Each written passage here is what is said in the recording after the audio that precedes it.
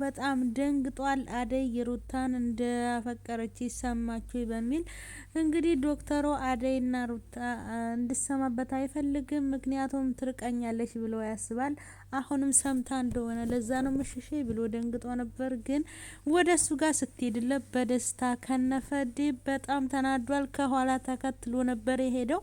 ሸርብ ምንም ነገር የላትም። ግን እሱ ነይ ስላላት ስለቀረች ብቻ ልሄድና ላናግረው ብላ ዴብ ደስ አይለውም። ዶክተሩ ጋር ሲሄድ ምን ብዬ ልሄድ? ስለዚህ ማለት ያለብኝ እቃ ጥዬ ነው ቀላመጣ ነው ማለት ነበረብኝ። እንዴት ዋሽኛለሽ? እኔ ይሄን ታንቺ አልጠብቅም። አደይ ቆይ ምን ይሰራልሻል? ምንድነው ከሱ ጋር ያለሽ ነገር? ለምን አትነግሪኝም? ብሎ ተጣሉ ማለት ነው። እንግዲህ ዴብዬ እሷ አትመጥንህም ነግሬ ነበር እያለች እቺ እንግዲህ ደግሞ ቤሪ ተብዬዋ እያሽቋለጠች ነው ማለት ነው። እንሂድ ብላ እንግዲህ ዴብን አመናጭቃ ካደይ እጁን ይዛው ሄዳለች። ዴብ እባክሽ ተይኝ እኔ ብቻዬን መሆን ነው የምፈልገው ቢላትም እኔ እኮ ነግሬ ያለው ለምን አሰማኝም? እሷ እኮ አትወድህም አንተን። ለምን ደሞ ማተዋት? ለምን ራስችን ታጨንቃለህ? እያለችው ነው ቤሪ። እኔ ለማም ነው የምነግርልህ እንደዚህ እኮ ነህ። በሷ በአደይ አባት እንደታገርክና ገጠር ላይ እንደተሰቃየህም እኮ አውቃለሁ። እኔ ለእናትህ ብነግራት አደይ ምን እንደምታደርጋት ታውቃለህ። ማንም አያገባውም ስለኔ ቢላትም ቤሪ አሁን ደስ ብሏታል። ዴብና አደይ ስለተጋጩ የሱም የሆነ መስሏታል ማለት ነው። ግን ቤሪ ባታሽቋልጭ መቼም ሊወድሽ አይችልም። ፍቅር በግድ ሳይሆን በውዴታ ነው።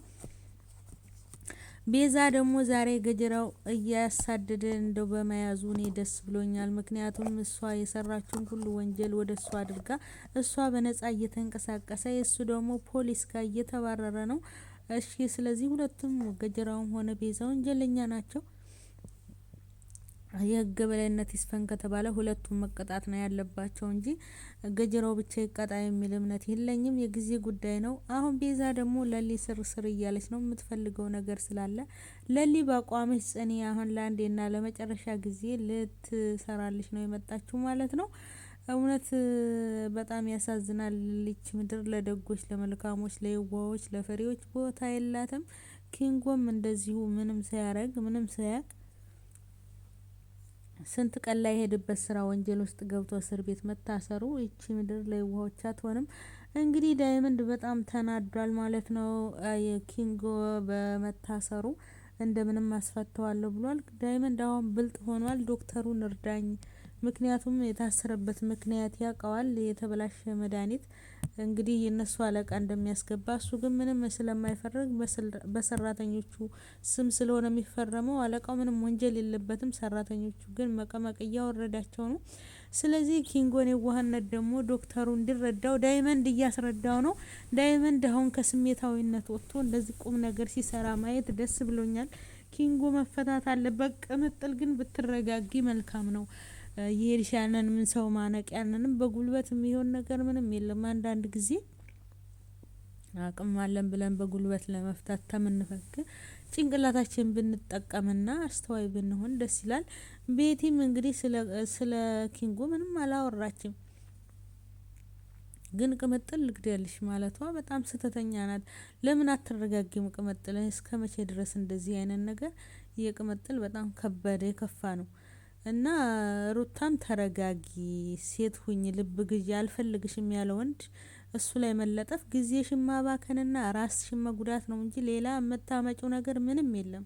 እና ሴትነት ክብር ነው። ሴት ልጅ ተከብራ የሚያከብራትና የሚወዳት ጋር ስትሆን ነው እንጂ ሴት ልጅ በግድ አግባኝ በግድ ከኔ ጋር ሁን ብላ የማትፈልግ ቦታ ከተገኘች ርካሽ ናት። ልክ ሩታ በጣም ወድሽ ነበር። እርጋታሽ፣ መልካምነትሽ እንግዲህ ፍቅር አደይን እንደዛ ስታሰቃያት ዴብን አታፈቅሪም፣ ላንቺ አይገባም፣ አንቺ የቤት ሰራተኛ ነሽ እያለች ዝቅ ብላ ሞራሏን የሚነካ ነገር ስትናገራት ሩታ ለምን እሷም ሰው ናት ብላ እንግዲህ ታደይ ጎን በመቆም ፍቅር ምሰራው ስህተት ስለሆነ ፍቅርን ታይ በማለቷ በጣም እኔ ወዳን ነበር። አሁን ግን የምትሄድበት መንገድ በግድ ዶክተሩን ውደደኝ ማለቷ፣ አንተ መተህ ካልጠየቅከኝ ካልተንከባከብከኝ ራሴን አጠፋለሁ ማለት ወጂ። እውነት በጣም ብዙ አላችሁ የሩታ አይነት ሴቶች ማለት ነው። አብሶ ይኸው በየቲክቶኩ ይኸው በቅርባችን ይኸው እንግዲህ ከዛሬ 3-4 ቀን በፊትም የሞተች ልጅ አለች ማለት ነው። እንግዲህ ቦኒት የምትባለው ባሏ እንግዲህ አንተ ከኔ ጋር ካልሆን ካንተ ከኔ ጋር ካልቀጠልክ ራሴን አጠፋለሁ እሞታለሁ። ማን ይጎዳል? እሺ አሁን እንግዲህ ሞተች፣ ራሷን አጠፋች። እንግዲህ ማን ሊጎዳ? ባሏ ሊጎዳ ነው። አንድ ሰው አልወደደንም ማለት ሌላ ሰው አይወደንም ወይ እኛ እዚህ ምድር ላይ አስፈላጊ አይደለንም ማለት አይደለም። የተለያየ አማራጭ መፈለግ አለብን። እኛ በዚህ ምድር ላይ ለአንድ ሰው ብቻ አይደለም ቦታ የሚኖረን እንዴ። አንድ ሰው አልወደደንም እና እኛ ህይወታችን የምናጠፋ ራሳችን ነው እንጂ የምንጎዳው ማንንም የምንጎዳው የለም።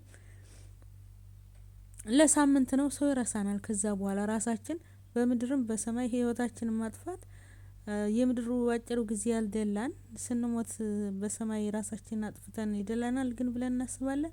ይሄ ስህተት ነው። እውነት ሩታ አይነት ሴቶች በጣም ልትማሩበት የሚገባ ነገር ነው። እንደው በአካል እያየን ነው። በአሁን በሚካሄደው ነገር በዚህ ጊዜ እያየን ነው። የሩታ አይነት ሴቶች በጣም ብዙዎች አላችሁ። ለከሌ ከኔ ጋር ካልሆነ ራሴን አጠፋለሁ። ለከሌ ለሰው መኖር በጣም ስህተት ነው። ራሳችን ነው መኖር ያለብን። እኔ እዚህ ምድር ላይ የመጣሁት ለምንድነው? ለራሴ ራሴ አስፈላጊ ነኝ። በቃ አላማ አለው ፈጣሪ ወደዚች ምድር እንድመጣ የማደርገው ነገር አለ ብላችሁ አስቡ እንጂ ለአንድ ሰው ብላችሁ ራሳችሁ አታጥፉ። ስለዚህ ሩታ ንቂ፣ ከእንቅልፍሽ የሄድሽበት መንገድ ፈጽሞ ስህተት ነው። ልጁንም ዶክተሩን አታስጨንቂው። አሳዘነኝ ግን አንዳንዴ እሱም የሚሄድበት መንገድ ስህተት ነው። በእርግጥ ሩታን ይውደዳት ያፍቅራት ማለት አይደለም፣ ካልፈለገ መብቱ ነው። ግን እሱም አደይ ላይ የሚሄደው መንገድ አደይን የግድ በቃ ፍቅረኛ እያላት ልታገባ እንደነበር እያወቀ አሁንም እሷ ጋር ስሜቱ ለአደይ እንደዚህ መሆኑ ስህተት ነው። እና ፈላጊና ተፈላጊ ሳይገናኝ ማለት ይሄ ስህተት ነው። እና ሩታ ተከበሪ፣ ሌላ ምንም ልልሽ አልችልም ማለት ነው። ለማንኛውም ስለተከታተላችሁኝ አመሰግናለሁ።